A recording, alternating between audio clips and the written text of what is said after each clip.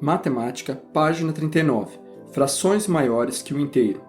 Podemos considerar frações maiores que o inteiro as frações impróprias, onde o numerador é maior do que o denominador, e as frações mistas, que misturam números inteiros com frações.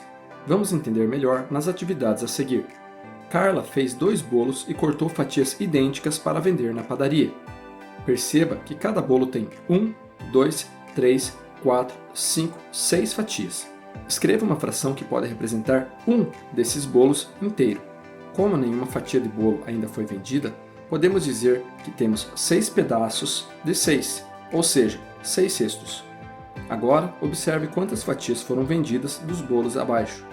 Escreva a fração que representa a parte que sobrou dos bolos após a venda. Os 2 bolos são de mesmo tamanho e foram divididos em fatias iguais. Após essa venda, ainda sobrou um bolo inteiro e outro com 2 fatias, ou um inteiro e 2 cestos. As fatias dos bolos que não foram vendidas representam uma quantidade maior que o inteiro. Podemos representar essa situação por meio de uma fração, 8 cestos. Atividades. Exercício 1. Pinte as figuras a seguir para representar a fração 5 quartos. Para responder essa questão, você deve utilizar o mesmo raciocínio utilizado no exemplo dos bolos. Página 40. Exercício 2.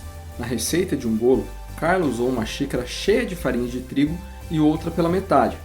Observe, que fração representa a quantidade de farinha de trigo usada nesse bolo? Perceba que esta segunda xícara está pela metade, o que significa que cada xícara pode ser dividida em 2 partes. Nesse caso, podemos imaginar uma linha dividindo a xícara inteira. Podemos dizer que aqui temos um inteiro e um meio, ou então 1, 2, 3. 3 meios, 3 partes de 2 xícaras que estão divididas em 2 partes.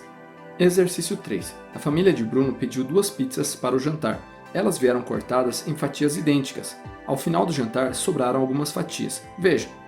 Questão 3a. Qual fração pode representar a quantidade de pizza que a família de Bruno comeu? As pizzas foram cortadas em 12 fatias iguais. A família comeu uma pizza inteira, que representa 12 fatias, e mais 9 fatias da segunda, resultando em 21 fatias. A fração utilizada para representar essa quantidade pode ser 21 dozeavos, ou uma pizza inteira e 9 dozeavos de outra. Questão 3b. Que fração da pizza pode representar as fatias que sobraram? Para responder essa questão, use o mesmo raciocínio da questão 3a. Exercício 4. Represente a parte colorida das figuras a seguir em forma de fração. O que está em verde é o numerador. O denominador deve ter a quantidade de quadrados de apenas uma das figuras. Na questão 4b, perceba que temos 1, 2, 3, 4, 5, 6, 7, 8, 9, 10, 11, 12, 13. 13 partes de figuras idênticas que foram divididas em 6. Essa representação é uma fração imprópria. Podemos também representar como uma fração mista. Nesse caso, temos 2 inteiros e 1 cesto.